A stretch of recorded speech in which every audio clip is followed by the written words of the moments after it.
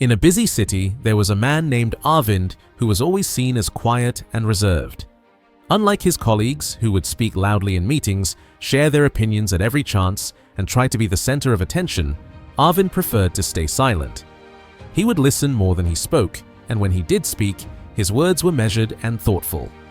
Some of his co-workers would look at him and wonder why he wasn't more outgoing. They thought he was shy or lacked confidence. But what they didn't realize was that Arvind had something they didn't: quiet confidence. Arvind had learned from an early age that speaking loudly doesn't always mean you have something valuable to say. Growing up, he had watched his father, a successful businessman, who never raised his voice but was always respected. His father believed in the power of listening, and he taught Arvind that silence can often speak louder than words. Arvind grew up with the belief that if you truly understand something, there is no need to boast or show off. True confidence, he learned, doesn't need to be loud. It needs to be calm and steady. As Arvind entered the workforce, he found that people often overlooked him because he didn't fit the typical image of a confident person. He was quiet in meetings and would rarely volunteer to take the spotlight. But what Arvind's colleagues didn't realize was that he was always paying attention. He was observing the dynamics of the room, listening to the concerns of others, and gathering information. His ability to remain calm and composed in the most stressful situations made him a reliable person. One day, during a crucial business meeting, his team was discussing a major project. Everyone was talking over each other, sharing their opinions without much structure. The room was getting chaotic, and it was clear that no one was really listening to each other. Arvind sat back, quietly observing the scene. When the noise died down, he stood up and said, "I believe we're missing something.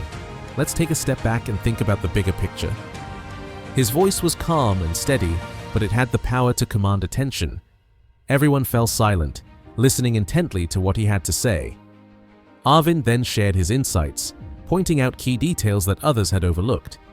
His ability to cut through the noise and stay focused on the solution impressed everyone in the room. After the meeting, his manager approached him and said, "Arvind, you didn't have to say much, but when you did, it was exactly what we needed. You've shown me that confidence isn't about talking all the time, but about knowing when to speak and how to listen." From that day forward, Arvind became a trusted leader within the company. His quiet confidence allowed him to remain calm under pressure, to listen carefully to others, and to offer solutions that were clear and effective. He didn't need to shout to be heard. His actions and words spoke for themselves.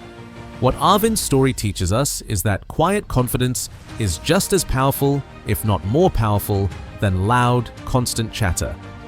In a world where everyone is trying to be heard, sometimes the best way to stand out is to listen first, speak thoughtfully, and let your actions do the talking. Confidence doesn't need to be loud to be noticed. It's about having the courage to stay calm, the strength to listen, and the wisdom to speak when it matters. So, if you're someone who doesn't feel the need to be the loudest in the room, don't worry. Your quiet confidence can lead you to great things. Stay calm, observe, and when you speak, make sure it counts. Let your actions show the world your true strength. If you found this story inspiring, don't forget to like this video, subscribe for more motivational content, and leave a comment below about how you use your quiet confidence in your own life. I'd love to hear how you make your presence felt without raising your voice.